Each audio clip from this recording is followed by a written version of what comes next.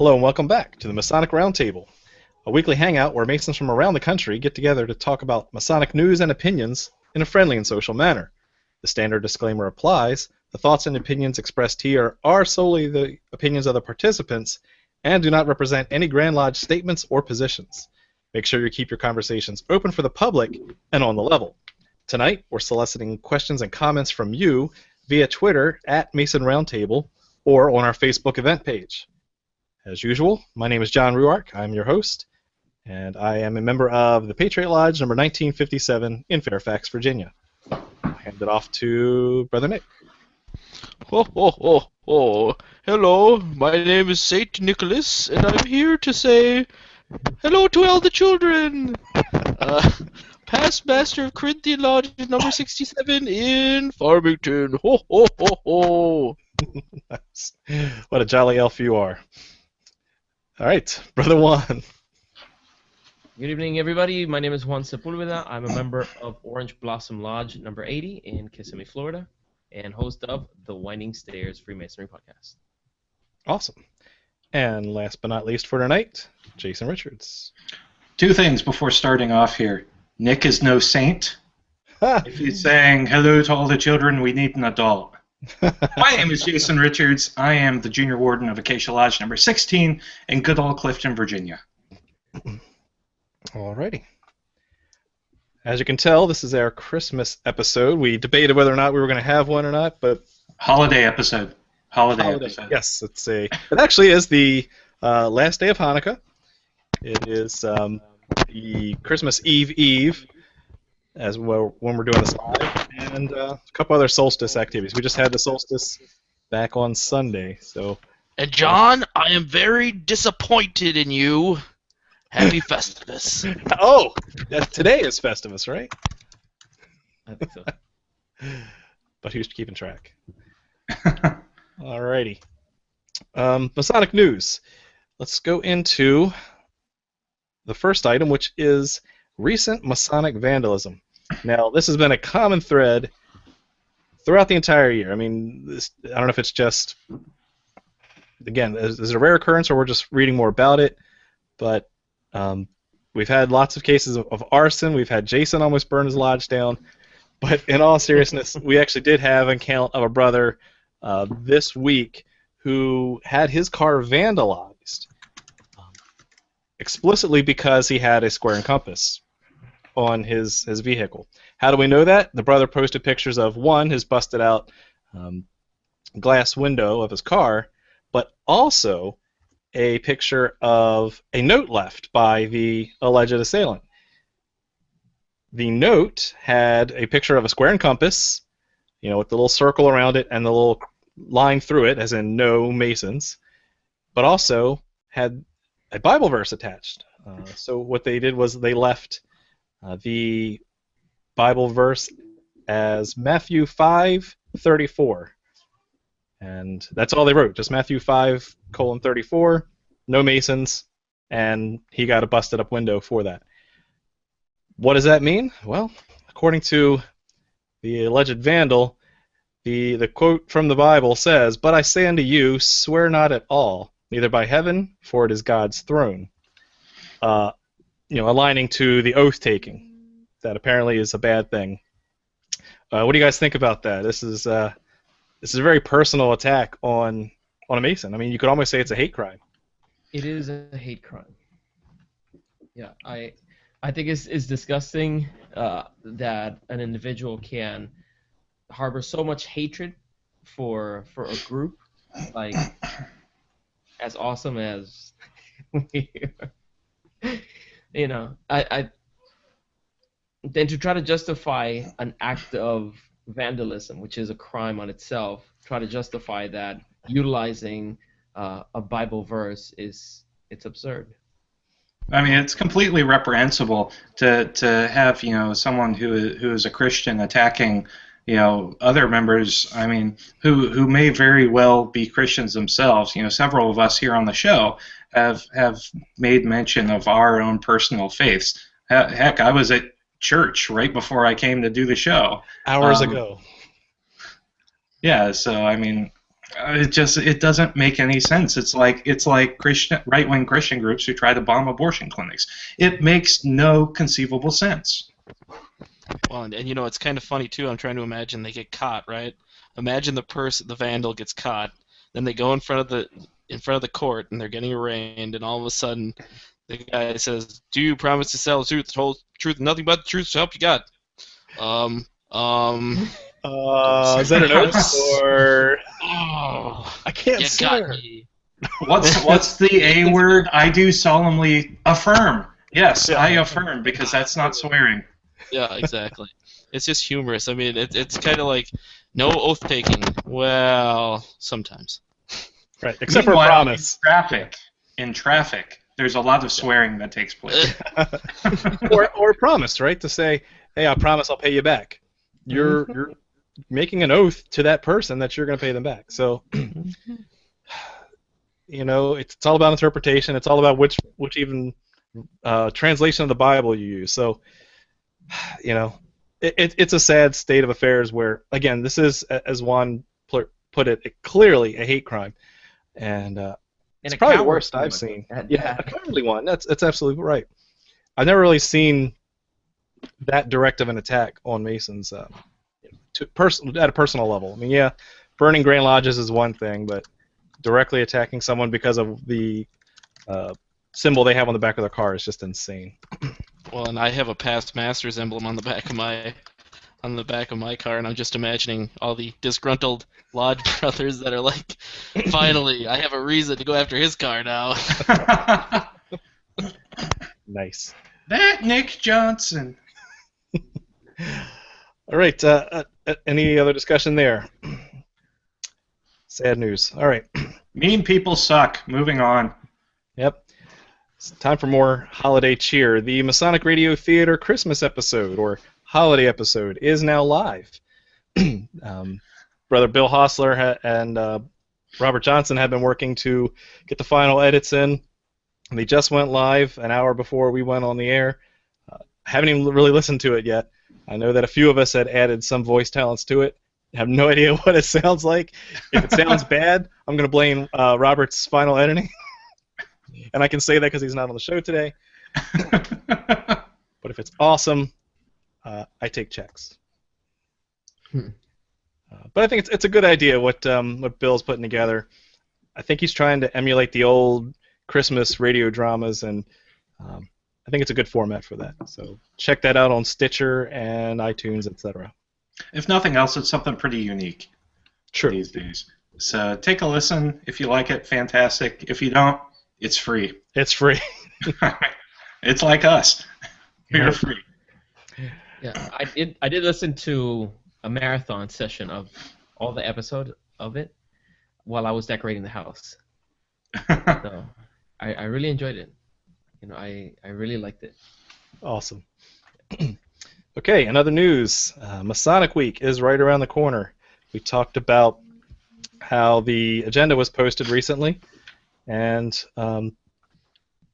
just want to remind everyone that if you're trying to get the hotel, the reservations close on January 1st. Also, by late January, they want your payments due for the dinners that they have that week. So, anyway, I think Jason and I are going to try to attend, given the length of our cable tows and any other home and work obligations we have.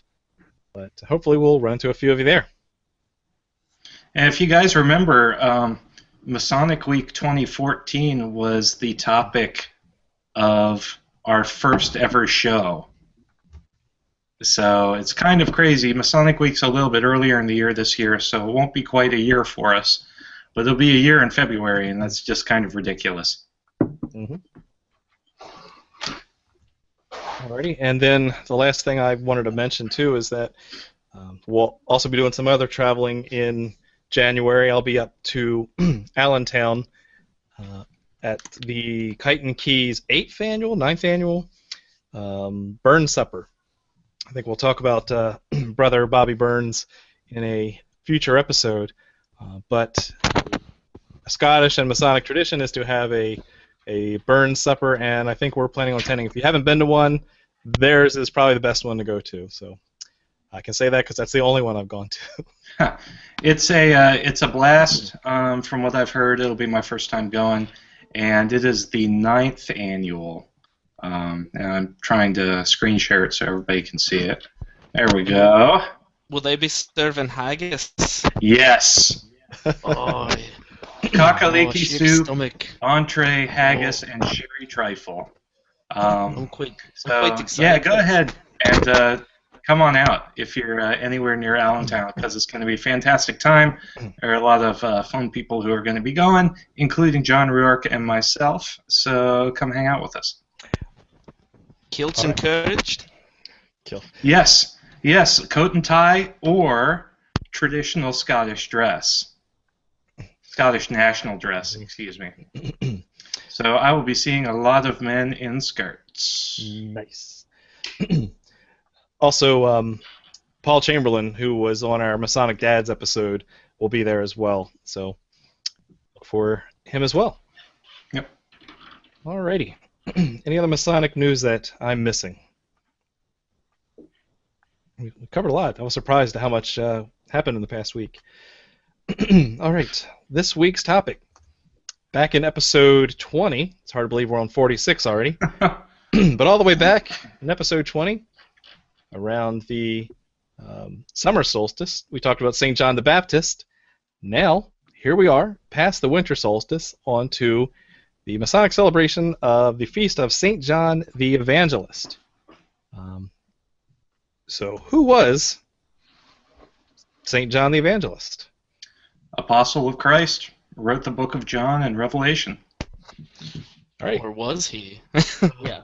It's very convoluted, the history of John the Evangelist. I mean, John the Evangelist in this case is a writer of a gospel, and so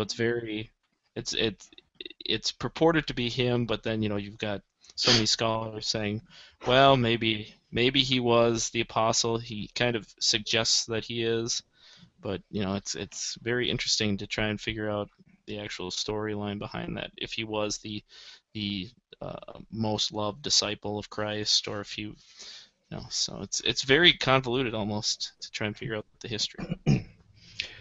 So we're not sure who, if it was a singular person or if it was an amalgamation of people, but we do know what he represents, right? And so let's go into more about what does St. John the Evangelist represent. Nick, and you were kind of alluding to that about how he was loved by Jesus and all that kind of stuff. Yeah, it's kind of interesting. On the Evangelist, if you're considering him, combining him with John the Apostle,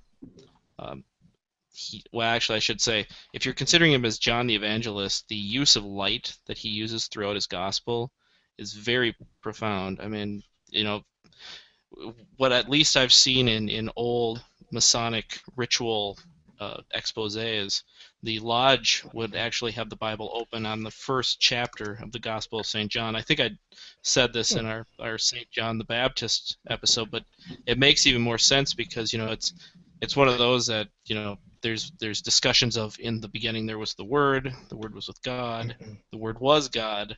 So you have a discussion of God, Word, light, a bringer of light, a bearer of light, John the Baptist, all within one chapter of one gospel, and that gospel would be the one open on the altar. So it makes a lot of sense that we would have him as one of our patron saints, just because of how much discussion of light there goes on inside that chapter. Mm-hmm. And to compare and contrast with some of the stuff I've read and heard,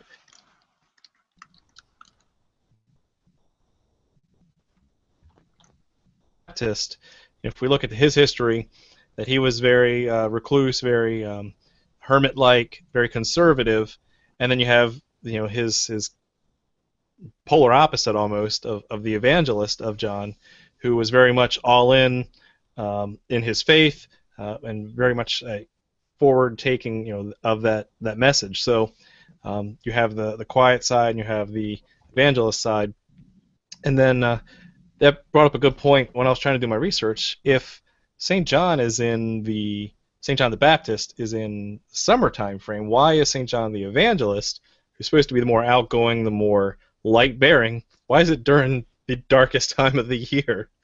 You guys any thoughts on that? Well, I think it's interesting because as Saint John the Evangelist, his name portends. He is one of the disciples who came into the world to evangelize the world and in the Christian tradition bring light to the world. So it makes sense that his day is to some degree in the darkest part of the year for the world, because when he comes into the world, it's supposed to be one of the darker times of the world before he goes out with the other apostles and spreads the light of Christ.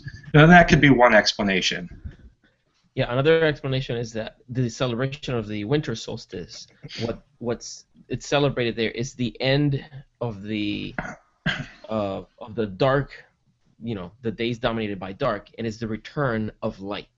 So the summer solstice marks the moment in which the days are become increasingly encompassed by light.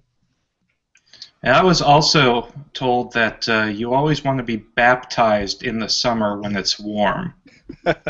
So that's why John the Baptist Day is in the summer solstice. But that has no bearing on our conversation. Northern Hemisphere, of course. Yeah, Northern Hemisphere, yes. Hey, Robert Johnson's here. Oh, my. I am. I don't know if you guys can hear me. Yeah, you're good. All right. cool. Thanks for joining us. So we were discussing the reasons why John the Evangelist is done during the solstice time frame. And I tend to echo what Jason was saying. Based on some of the reading that I found, is that it seems counterintuitive, because if he's the light bearer, then why is he in the darkest spot? But that's exactly why he's the patron saint around the winter time frame, to usher in the new era, to usher in the birth of the new year, the new beginnings, the new harvest about to come. So it makes a lot of sense when you look at it that way. Yeah, Well, and it's also interesting just to see how originally the Grand Lodge would meet in a quarterly schedule based on the quarter days of the English calendar. So they would be Michaelmas, Christmas, or the Nativity of Our Lord. They would meet on the Nativity of St. John the Baptist, which is June 24th, and then they would meet on Lady Day, which was before then, in the spring. And it's kind of interesting that Lady Day and Michaelmas have both kind of just gone away, and we've kind of preserved the Evangelist and the Baptist as our two patron saints, and have pretty much ignored the idea of a quarterly schedule and just gone to a half schedule. So a lot of Grand Lodges will install all their officers on St. John the Evangelist Day, and they will have their annual communication on that day, or they'll have it on the Baptist Day, but they won't have it in spring or in fall. So I just think it's kind of interesting that we kind of just got away from this quarterly spring-summer and just focused on the solstices solely. Yeah, that's a good point, because I'm glad you brought that up. I know that Paul Chamberlain from Pennsylvania wanted to make sure that we talked about how you don't get installed officially as an officer of your lodge until the 27th of December. And so, although you can have the elections, you're not official until the 27th of December. Which also, history shows, when you talk about the forming of the Grand Lodge of England that we talked about at John the Baptist Day, that the unified Grand Lodge of England was reunified on December 27th of 1813. So they chose St. John the Evangelist Day to merge the ancient and the moderns again. So I thought that was kind of interesting that they chose the other foundation, the other John's Day, to reunite. Robert, what are your thoughts? I'm just gonna listen.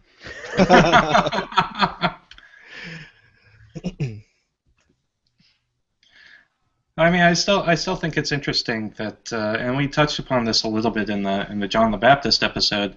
I think it's very interesting that in the American tradition, at least, we have most all lodges dedicated to the Holy Saints John, and there's that little bit of Christian symbolism mixing with esoteric symbolism, maybe some Hermeticism as well, which I think is something that's just very innately intertwined in the philosophy of Masonry. I mean, it's just Masonry is symbolism, and it takes that symbolism from just about anywhere it can get it. To some extent, so it's interesting to draw ties, between two things that might not necessarily come to mind as interrelated.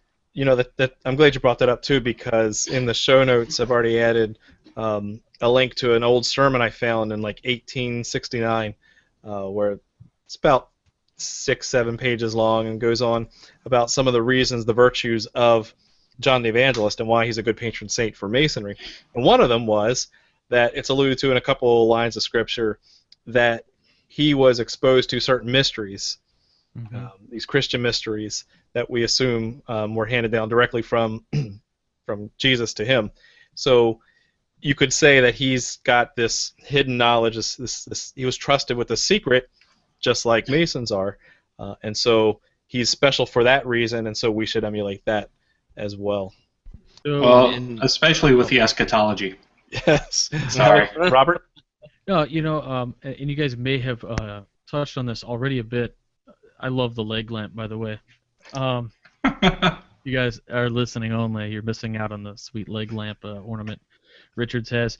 So it's sexy. You touched on the unification of the two lodges. And I remember, I don't know if we talked about it on this show or if it was a paper that I was reading for Whence Came You, but there was no, it was on our St. John episode that we had earlier, before, where we talked about, these Masonic lodges, operative lodges, all adopted a patron saint. And, I was doing some reading earlier this afternoon, and one of the things that I kind of came up with was it said that St. John the Evangelist was favored with the Grand Lodge of Scotland and the Grand Lodge of England, and Baptist was favored by a couple other Grand Lodges. So when you talk about how it's kind of appropriate that they merged on a certain date, I was just kind of thinking about that a little bit. But yeah, sorry. No, that's cool. Even getting into that, yeah, I was reading a short talk bulletin about it from 1933, and it was kind of interesting. At least from here, it says we find the earliest authentic lodge minute reference to Saint John the Evangelist was in Edinburgh in 1599. Wow. But there are earlier mentions in connection in further lodges back, and then there was also a fraternity of Saint John that existed in Cologne, Germany, in 1430, and they slowly took on the title of St. John's Masonry as a distinctive term for Scottish Masonic lodges. And so it's kind of interesting that he's had currency within our fraternity for years or centuries. Just a few years, just a couple. One or two. It's a recent change of Masonry. Well, he was kind of late to the game with the stonemasons guilds and the Egyptians. Mm-hmm. Yeah. That's actually another funny thing about it is they actually said that in some old histories of the craft there was this this is verbatim, a quaint legend that St. John the Evangelist became a Grand Master at the age of 90. Well, I mean, Masonry, first started by saying, well, you know what? Adam was a Mason. Mm-hmm. King Solomon was a Mason. And then they're like, oh, well, maybe we should dial this back a bit. Well, that's why I think they come up with their reasoning behind that is where were you first prepared to be a Mason? Yeah. And, our thing is that we're born Masons. It's like it's built into your being. So I guess they could kind of posthumously make anybody a Mason if they were a good person. Nice. All right. Juan, you've been quiet. Anything else on your mind? I'm on Robert's camp. More of a listener today. Anybody who came to this hangout that doesn't have a Santa hat on, it's just me and Juan. That was the denomination. We wanted to make sure. No, but I was trying to find, because I was listening to a paper today where it talked about a name by which Masons were described, but I can't find it again, and it was like John's something Freemasons, like Johnsians or something, relating it to that originally it was dedicated to the St. John the Baptist, and then later on St. John the Evangelist was found as a good counterpart to also bookend pretty much zeal and wisdom. But when I find it, I'll share it. Cool. Nick, I know you're chomping at the bit. Anything else? Any other research you found? Well, the other thing is, it's kind of interesting to think about the two Saints John,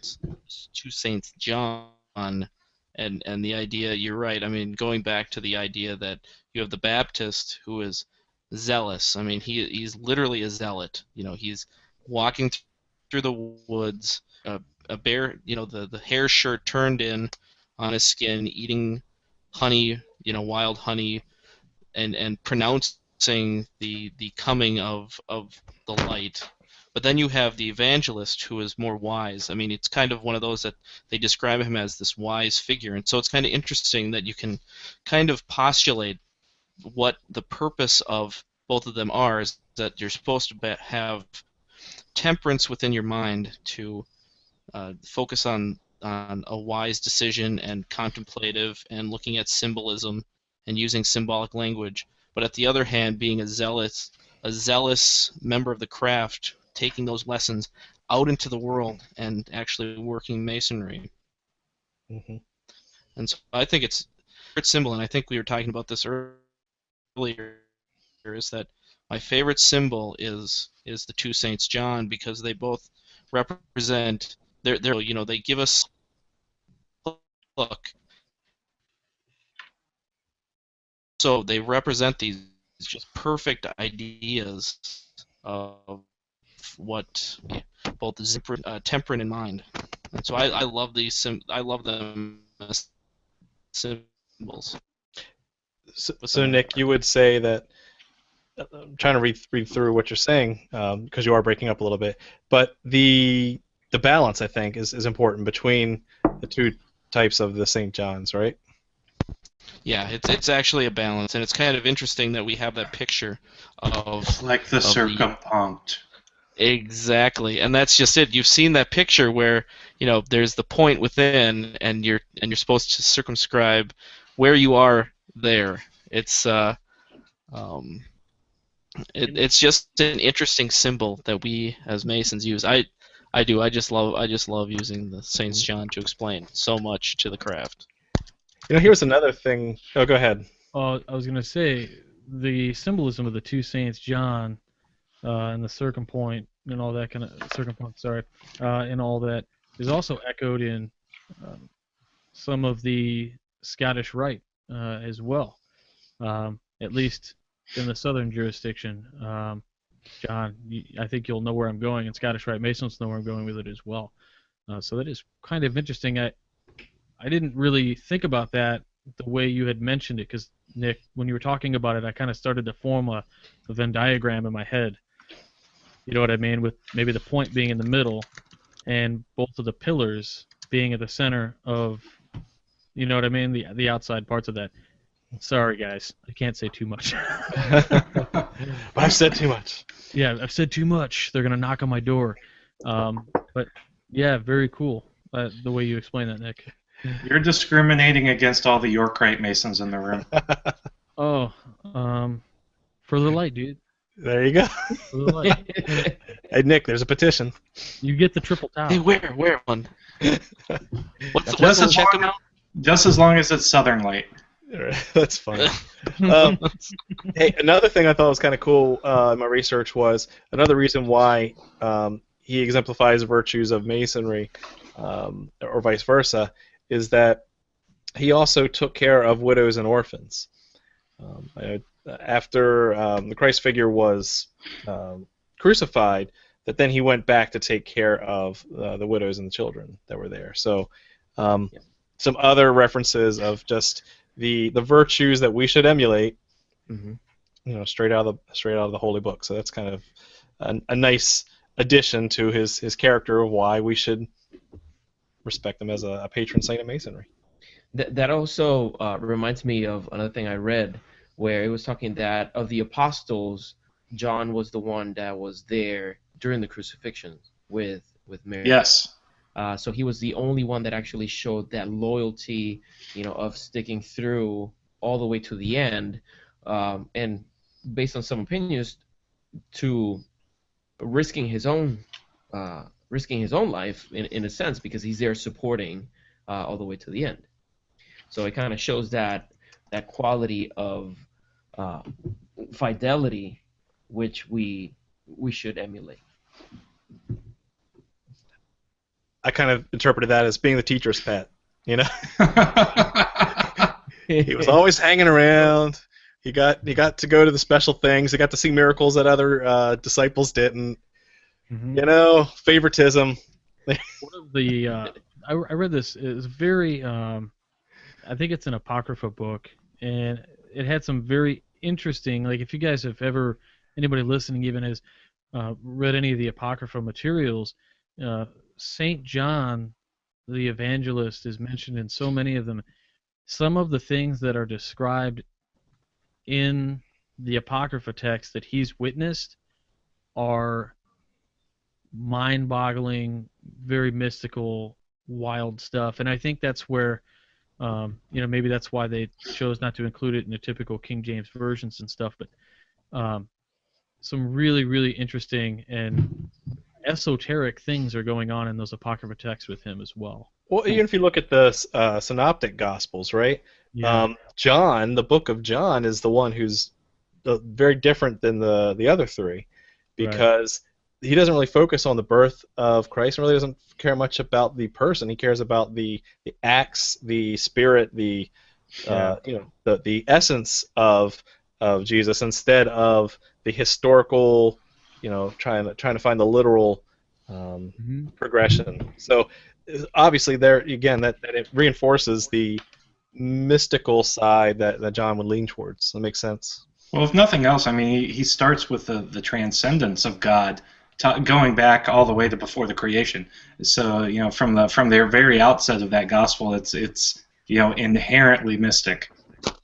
Yeah, we saw there was a discussion on Facebook recently asking about the lost years of Jesus, and there was a big back and forth about, but he went to Asia. No, there's people that say he went to America, and then someone posted something that made me think. He said, "Yeah, but who cares? Like, what's the point? It's like, do we, when we talk about the legend of Hiram Abiff, like, do we need to know everything that happened before he actually went and sat in the South? Like, no, it's the story. What's the lesson of this portion of the story that's told to you?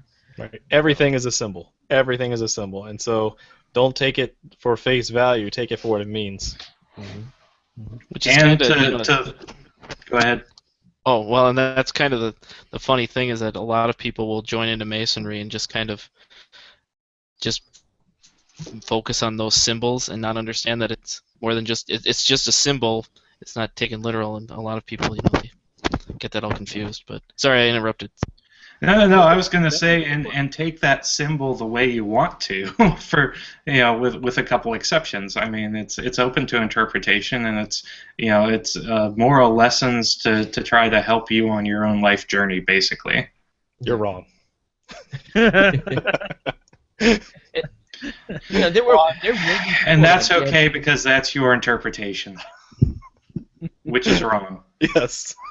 Juan, what have you got? I'm saying that there might be people that get a little bit, ruffled feathers because of the point that, these two characters of the New Testament are so prominent in our teachings, but then you lose sight of what's being discussed. Is their virtues, whatever their qualities were that we're trying to express. We're not trying to convince anybody to join our encampment. It's not, it's not the point. And you can contend back and forth. Should we use this symbol or not use this symbol? Think of the lessons that come behind those symbols. That should be the main focus. Period. Period. So John, maybe we should start getting into how do we actually observe St. John's Day according to different Grand Lodge jurisdictions. How do we? I know Virginia has an answer, but I'll open it up for the other jurisdictions. What do you guys do or are kind of instructed to do from your Grand Lodge level for St. John? Recommended.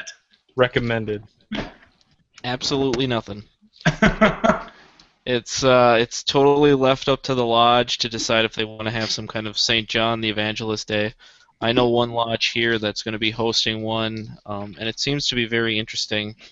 And yeah, I guess what it'll be is kind of like there's a couple of lodges here that'll have a dinner associated with it, and they'll just kind of sit and read papers on light and the Evangelist and other things like that. But here there's no officers being installed or anything else like that. So Illinois also has nothing formal.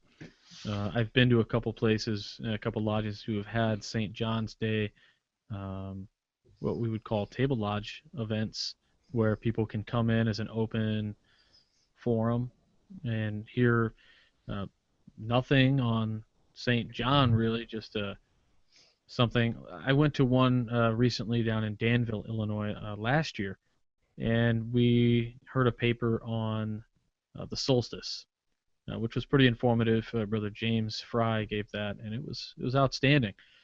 We had a meal, good time. And I think that's the one where Chris Hodap came down and did his Why I Joined Masonry. But it was just an informational event. It was really cool.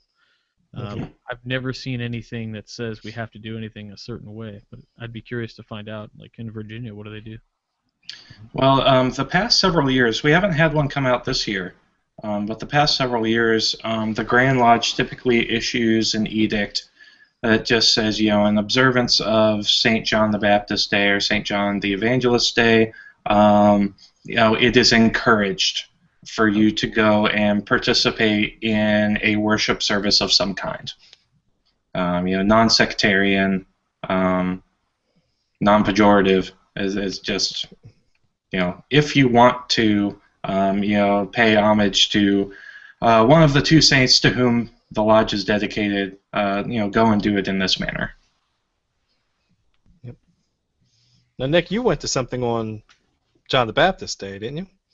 yeah, we actually will have a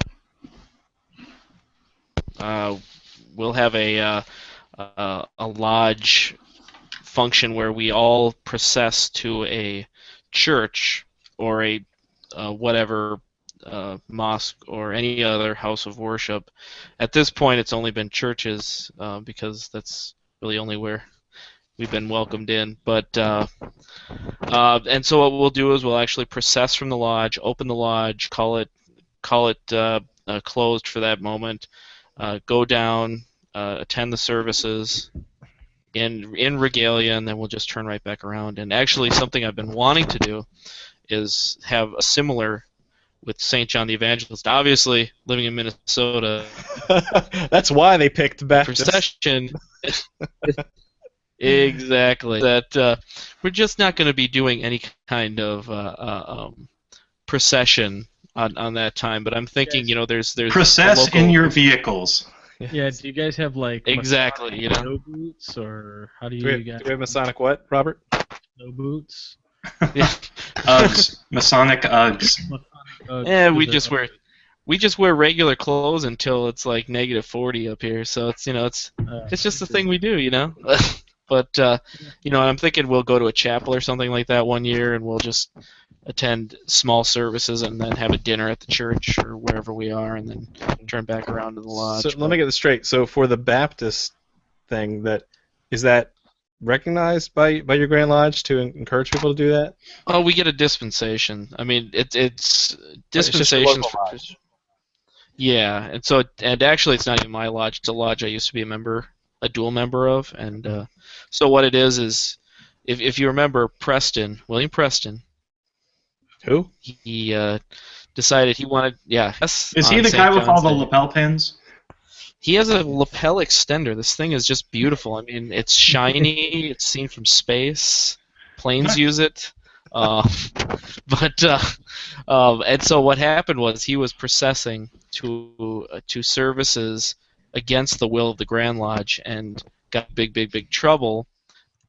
They expelled him for that, and the main reason was he hadn't gotten a dispensation. So that tradition has been going on since the early days of Grand Lodge Masonry. So, I'm almost certain that most lodges, if you want to process to a house of worship, you will need to get actually a procession of any kind. It doesn't matter where you're going. Will need a dispensation to be able to do it. Yeah. I wanted to encourage brothers that are interested in learning more about that particular event that Brother Nick went to. If you go to millennialfreemason.com in June of 2012, he wrote a very good paper where he described the tradition that was once observed to actually have processions, and it wasn't practiced anymore. So he was part of that whole movement to actually get the dispensation and reinstitute it in his lodge. And the interesting thing is on the Prince Hall side, they do that all the time. They actually will attend service. It's just a part of their regular functioning as a lodge for the year. And so it's just kind of a tradition. It's kind of gone by the wayside. I'm sure it's, to be more ecumenical. Mm-hmm. But not, brothers and some brothers attending a house of worship that isn't. I don't know. That makes me think of one thing. I've heard a lot of people, whenever you tell them that you're a Mason or they see an emblem on your car or something, they'll say, "Oh, are you a Shriner?" And a lot of people are very aware of what the Shriners are because they're out in the public eye. And when you look at old photographs of Freemasonry in America during the boom of fraternalism, you see all these photographs of hundreds of Masons out processing from one place to another, and it was very visible. And I've never seen anything like that around here. And that might be one of the reasons why there's all this feeling of separation and animosity from people that don't know enough of Masonry. It's like we're not out there. We're in our lodge, and granted we put a huge square and compasses in the front to let people we're there, but then we don't come out. Here in Florida, I know that Winter Garden Lodge, which is a great lodge here in the 17th Masonic District, to which Brother Victor Rosario belongs, they actually they make efforts to actually be out in the community and be part of parades and things like that. Cool. Well, Nick's going to show off his fancy... Yep. And so, this is me screen sharing. We've got Congregationalists twice in a row, and, it's really a nice time to be out in the community. You're right. I mean, it's kind of funny. The first year we kind of learned that having a bagpiper is kind of cool, but having a bagpiper at 9 a.m. make the neighbors very happy. So, so it was one of those, I'm not even kidding. We had people up on the third floor, it's in an old downtown, and there's on the third floor these people going, "What in the blankety blank? It's like 9 a.m. on a Sunday." It's like, I mean, then you should be in church. I'm the exactly. Yeah, way to give a negative connotation of the Masons to the public. I appreciate that. All right, Jason, what are they saying on social media? On social media, it's pretty light tonight, but let's see. We've got our brother Scott Sherman, who said it. Interesting. He's never found anyone from his personal religion. He's Jewish, who has ever been anti-Mason. It seems to really Referring back all to come. the vandalism. Yes, referring back to the vandalism piece of Masonic News, a lot of the anti-Masonry comes directly from various Christian denominations, and I will agree pretty wholeheartedly with that. There's, a lot of the anti-Masonic movement is, deeply steeped in Christian denominations. There is a little bit of that from Islam as well, though. And I think that can't be discounted, especially when it comes to abroad. True. So Interesting. it's just, it all comes down to misconceptions and making the fraternity out to be something it isn't. Mhm. So that is pretty much all we have on social media tonight. Very cool. All right. Well, let's start wrapping it up then. And I will start with Robert Johnson. Oh, hey. So sorry I came in late. I was putting my kids to bed, and we were reading this really like half-inch thick version of Moby Dick. So I don't know how you turn that book into like an inch thick, but anyway, sorry for being late. Anyway, I'm glad I got to listen a little bit to everything you guys had going on with this new St. John's Day episode. In the brief time I listened, I learned quite a bit. Thanks to Nick, who really brought it. Really appreciate that. And if you guys like Masonic podcasts, keep listening to this one. I just want to go ahead and plug tonight. I don't know, maybe 45 minutes ago, the Masonic Radio Theater's Christmas episode came out, as well as if you guys, week to week, I do a show called Whence Came You, WCYpodcast.com. Thanks again for listening to this show and for all the support you guys give. Thanks, Robert. Nick. My final thoughts. As I've said, I mean, I really enjoy using the Saint John to describe it, and I mean, considering all of us here, except one, have John in our name, I think it's pretty appropriate for all of us, But I really didn't really think about just how significant it was until I had a Grand Lodge session. I think I've said this 100,000 times, but how can you not talk about Rex Hutchins 100,000 times? But he said in one of his speeches, the first book that a Mason really needs to get know a lot about. Familiarization. Yeah, that word. Is the one that's sitting on the altar. Not necessarily because as a religious text, obviously not, but as a symbolic text, especially the Gospel according to St. John, it is a just replete or just filled with so many references to light, and it just really gives an understanding for all that, for all of us as Masons. Anyway, I have a blog, millennialfreemason.com, and I'm going to be talking about something that I do every year, which is this. And so this is the polar plunge, and hold on, there we go. What I do is I do something stupid. I do something kind of stupid. It's called jumping in a lake in the middle of February up here in Big Time, Minnesota. And, well, you never know. I mean, the ice hasn't really frozen over here, but it could happen. So if you go to, let me screen share this, my page, which is a really long, convoluted address of reg.plungemn.org/participate. Find me. And donate what you can. I'm trying to raise $400. It goes to Special Olympics Minnesota.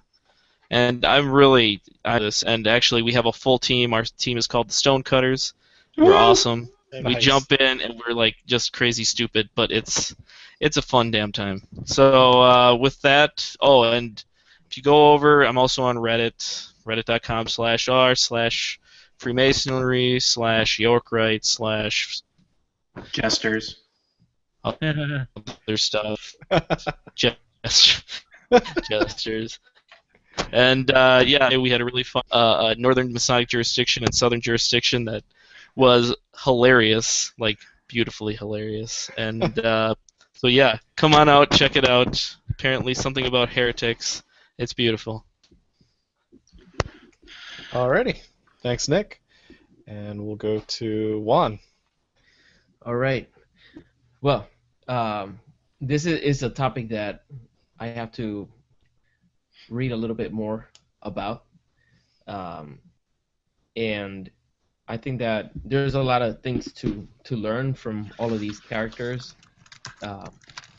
And just because we talk about them and we read about them, it doesn't mean that we're trying to get you to switch your religions or profess or anything like that. You know, we have to have an open mind and be able to accept light from wherever it comes. So one place that I have been really enjoying spending time on lately has been the Winding Stairs Freemasonry group. Surprisingly enough, you know, brothers are really participating in some conversations. We got tired of other groups that it was just a fist fight, you know. It needed some strong leader. The drama. The drama. We needed a Freemasonry group where there was strong leadership that'll press the red button on anybody who didn't behave. So, you know, With it's maximum prejudice. Yeah, it's like, you know, if you're gonna argue intelligently. Just don't, you know, that's the whole thing. Because we love a good argument. Just don't, you know, don't be aggressive and negative and unmasonic in your, you know, in your arguments. Mhm. So check it out. If you're on Facebook, look for it. The Winding Stairs Freemasonry Group. Also, upcoming episodes. I can't promise dates because we're in the holidays and, you know, I can't promise anything, but I have some really, really cool topics coming up on the Winding Stairs. You can find it on iTunes, Stitcher Radio, or anywhere major podcasts are sold. And finally, thank you to all the brothers who have purchased gifts and the wives of brothers who have purchased Masonic gifts. Wink. Through freemasonryart.com. Thank you very much because, you know, that helps me continue to do what I do. So thank you again, and I'll see you right here. Alrighty. Thank you, Juan. Jason. Yeah, my wife is still mad that I saw that package. I was like, Juan Sepulveda? You don't know. I know that guy. Hey, Jason Richards here. Thanks so much for hanging out with us on you know, Christmas week. It's really cool that you guys are listening to us rant and rave about you know, what is arguably one of the more sectarian aspects of Masonry. It doesn't apply universally.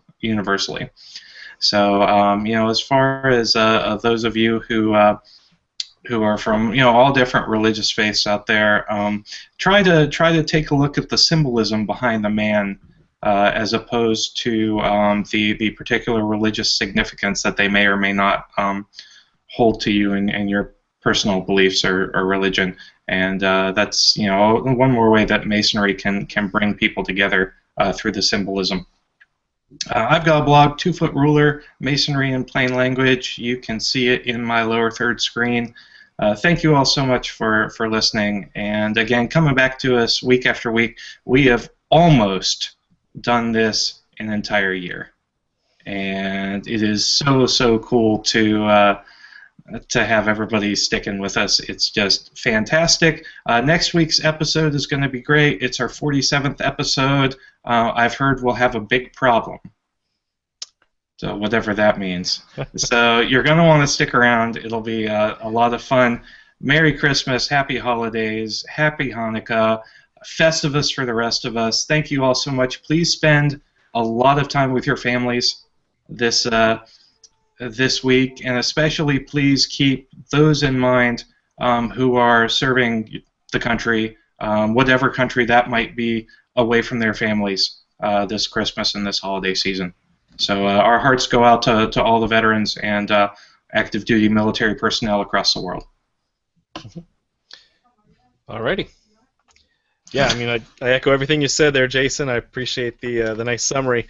I just wanted to, my final thoughts, add that I've learned a lot in preparing for the show about the symbolism of the patron saint of John, the evangelist, and how it relates to Masonry.